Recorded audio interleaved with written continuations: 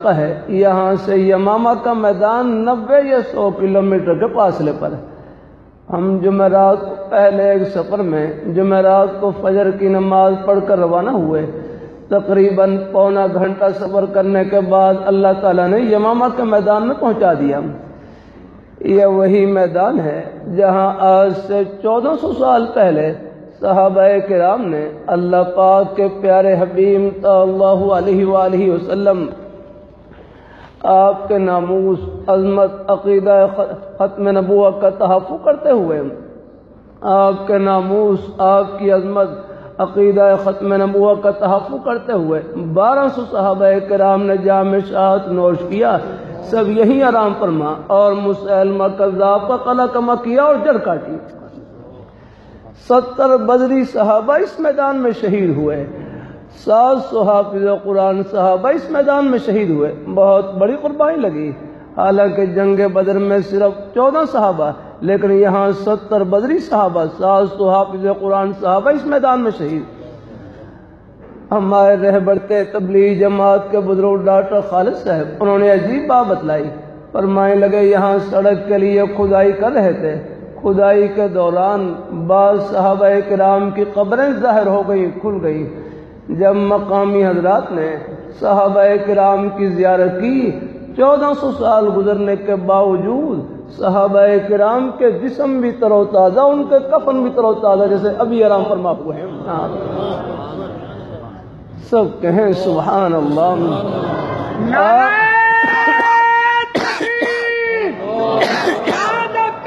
ختم نبوت، ختم نبوت۔ آپ حضرات اللہ تعالیٰ کا شکر ادا کریں کہ اس اندھیرے کے دور میں اللہ نے ہماری نسبت ان نورانی ہستیوں سے جوڑ رکھی، ان جنتی ہستیوں سے۔ تمام صحابہ کرام ہماری آنکھوں کی ٹھنڈک اور سر کے تاج ہیں۔ اہل بیت کی محبت ہمارے ایمان کا مرکز ہے نا۔ ہم صحابہ کون تھے؟ صحابہ کرام وہ کہ جنہوں نے سب سے پہلے اللہ پاک کے پیارے حبیب صلی اللہ علیہ وسلم کی زیارت سے اپنی آنکھوں کو ٹھنڈا کیا۔ یہ تھے پیارے صحابہ اکرام۔ میں ایک مرتبہ مکہ مکرمہ میں مینا کی وادی سے گزر رہا تو دائیں بائیں پہاڑ، مجھے ایک بھائی کہنے لگے یہ پہاڑ بھی صحابی ہیں، انہوں نے بھی حضور کی زیارت کر رکھی ہے۔ حضور کو تو سب پہچانتے تھے، شجر و حجر پہچانتے تھے۔ ہاں، اللہ تعالیٰ کبھی کبھی جلسوں میں رکھ کر دیتا ہوں اللہ تعالیٰ کی توفیق سے۔ آپ دیکھیں اللہ نے ہماری ہر ضرورت کا بندوبست کر رکھا ہے۔ ہمارے پاس اپنا کیا، سب کچھ اللہ تعالیٰ کا ہی دیا ہوا ہے۔ اب یہ بارشیں بھی ہو رہی تھی، سب نے اللہ پاک کی بارگاہ میں جھولی پلا رکھی۔ کوئی ملک کے صدر وزیر اعظم انتظام نہیں کر سکتے بارش کا، رب کی پیاری ذات کرنے والی ہمیں بھوک لگتی ہے، قسم قسم کے کھانے دسترخوان پر سجے ہوتے ہیں۔ پیاس لگتی ہے، قسم قسم کے مشروبات دسترخوان پر سجے ہوتے ہیں۔ جس طرح اللہ تعالیٰ نے ہماری کھانے کی، پینے کی، رہائش کی، لباس کی ہر ضرورت کا بندوبست کر رکھا ہے، اسی طرح اللہ تعالیٰ نے ہمیں جنت کی ٹھنڈی ہواؤں میں پہنچانے کے لیے بھی ہماری رہنمائی کا پورا پورا بندوبست کر رکھا ہے۔ اور وہ بندوبست کیا ہے؟ وہ حضور کے مبارک قدم ہیں، آپ کے پیارے نورانی طریقے جو قدم قدم پر رہنمائی رکھ رہا ہوں۔